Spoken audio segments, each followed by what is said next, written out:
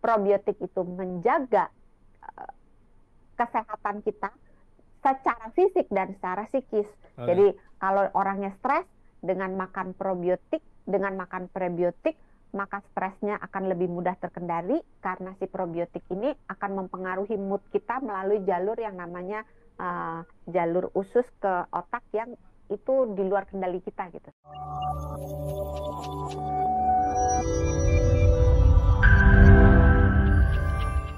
Obat jerawat kan ada banyak, Dok. Ada nggak tips buat milih obat jerawat, misalkan kandungannya harus ada apanya gitu? Karena saya udah beberapa kali milih, banyak yang nggak cocok, Dok. Masa harus dicoba satu-satu, kan jadi kebanyakan ngabisin uang katanya. Iya, terima kasih Mbak kayaknya ya Restu untuk pertanyaannya. Memang obat jerawat tuh banyak banget ya, mulai dari yang ini terbuat dari apa bahan alami, oh ini terbuat dari apa gitu. Bingung memang kita sendiri juga sebagai dokter juga ini banyak banget ya obatnya gitu. Tapi pada dasarnya obat jerawat itu terdiri dari beberapa fungsi. Yang pertama, dia membersihkan sel-sel kulit mati. Jadi sifatnya eksfoliasi gitu. Terus yang kedua, dia sifatnya antiseptik atau antibiotik untuk bakteri yang menyebabkan, kan tadi ada sumbatan, sumbatannya bisa debu, bisa kotoran, bisa sel kulit mati yang menyumbat kelenjar minyak, termasuk kelenjar minyaknya juga ada di situ.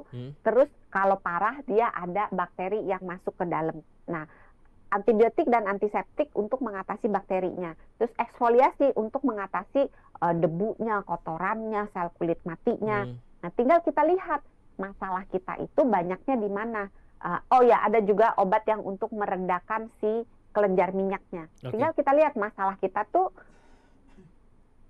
beratnya kemana. Kalau beratnya ke sel kulit mati, misalnya, oh memang nih kulit saya banyak sekali yang mengelupas gitu. Kering. Mungkin banyak yang kering, sel kulit matinya banyak ya. Cari yang untuk eksfoliasi, terus cari produk pelembab kulit. Karena kalau kulit kering, kalau nggak dilembabkan kan udah dieksfoliasi, muncul lagi kan. Jadi kan harus dilembabkan. Nah, cari pelembab, tapi kalau bisa base-nya jangan yang minyak dulu gitu.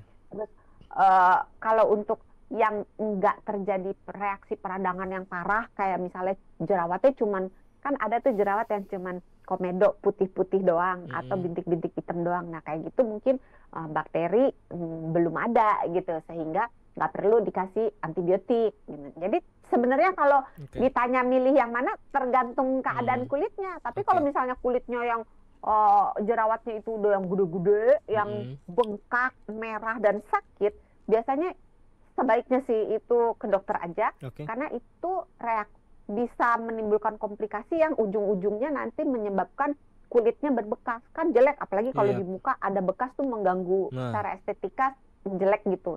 Jadi saya sarankan ke dokter kulit atau ke dokter umum dulu, kalau mau juga boleh, tapi biasanya langsung ke dokter kulit untuk dilihat ini butuh antibiotik yang kuat untuk di wajah, di yang topikal dioles, atau juga udah perlu minum obat mungkin berbentuk antibiotik atau untuk pereda si kelenjar minyak itu supaya tidak tidak berlebihan membentuk minyaknya atau tidak. Atau kalau untuk beberapa perempuan karena memang dia terjadinya gangguan hormon, diberikan hormon untuk mengatur si hormonnya sehingga gejolak hormonnya itu tidak berlebihan, tidak menyebabkan tadi itu ya, kelenjar minyaknya tambah aktif, terus lapisan dalam pori-pori itu jadi menebal sehingga jadi makin tinggi kemungkinan untuk terjadi sumbatan.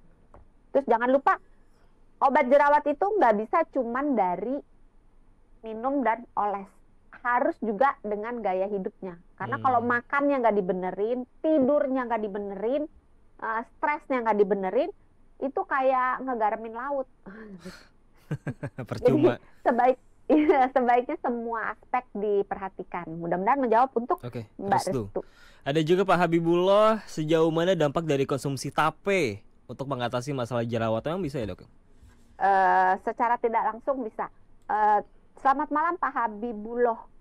Terima kasih pertanyaannya. Tape itu mengandung probiotik. selama tidak digoreng. Karena banyak orang Indo ya makan tapenya kan digoreng ya, tape goreng, minumnya pakai teh anget gitu, tehnya manis atau kopi manis anget. Nah itu jadi efek tapenya akan menurun karena bagaimanapun di dalam tape namanya bakteri itu bisa musnah apabila dipanaskan. Jadi kalau mau makan tape sebaiknya tape yang tidak dipanaskan. Tape itu mengandung probiotik, probiotik itu menjaga kesehatan kita secara fisik dan secara psikis. Jadi kalau orangnya stres dengan makan probiotik, dengan makan prebiotik, maka stresnya akan lebih mudah terkendali karena si probiotik ini akan mempengaruhi mood kita melalui jalur yang namanya jalur usus ke otak yang itu di luar kendali kita gitu. Mudah-mudahan menjawab untuk Pak Habibullah. 2 lagi, semoga masih sempat ya. Ada Pak Gundolo. Kalau stres tidak berjerawat tapi malah cemas, susah tidur, nafsu makan gak teratur, kepala pusing, vertigo, apakah ini normal, Dok? Iya, terima kasih Pak Gundolo pertanyaannya. Kalau stresnya itu sudah memicu keluhan yang akhirnya mengganggu aktivitas harian kita, yang kalau misalnya dia cemas, susah tidur kan otomatis besoknya akan kerjaan kacau, kuliah kacau, semuanya kacau karena nggak bisa tidur kan. Saya sarankan untuk segera konsultasi ke dokter.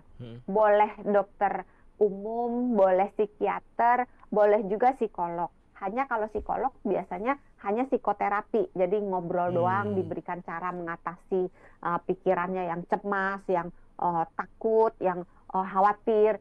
Tapi kalau ke psikiater biasanya bisa diberi bantuan obat apabila diperlukan, karena psikiater itu dokter, psikolog itu bukan dokter, sehingga psikolog tidak memberikan obat, tapi memberikan konseling.